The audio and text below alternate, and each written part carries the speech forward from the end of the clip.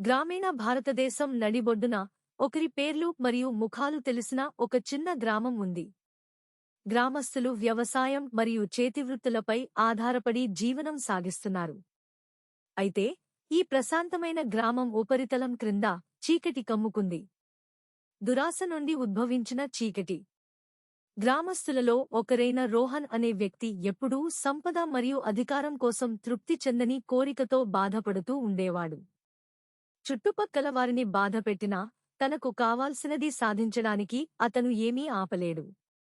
కాలక్రమేణా రోహన్ యొక్క దురాశ మరింత బలపడింది. అతను ఇతర గ్రామస్తులను మోసగించడం ప్రారంభించాడు.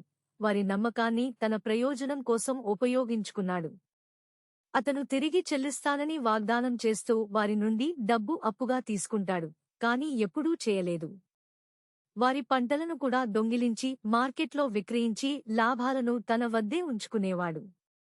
అయితే గ్రామస్తులకు రోహన్ పథకాల గురించి తెలియదు మరియు వారు అతనిని నమ్ముతూనే ఉన్నారు.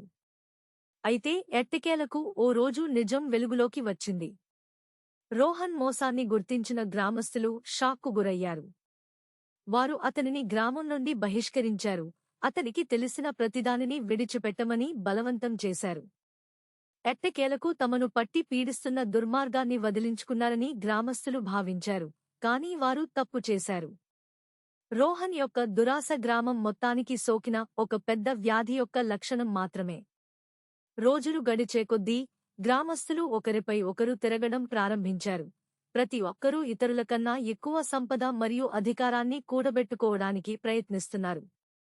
గ్రామం అంధకారంలో ఉంది మరియు తప్పించుకునే అవకాశం లేనట్లు అనిపించింది. చివరికి ఆ ఊరిని నాశనం చేసింది దురాశ కాదు, ఆ గ్రామమే నాశనం చేసింది. రోహన్ శిథిలాల రాజు.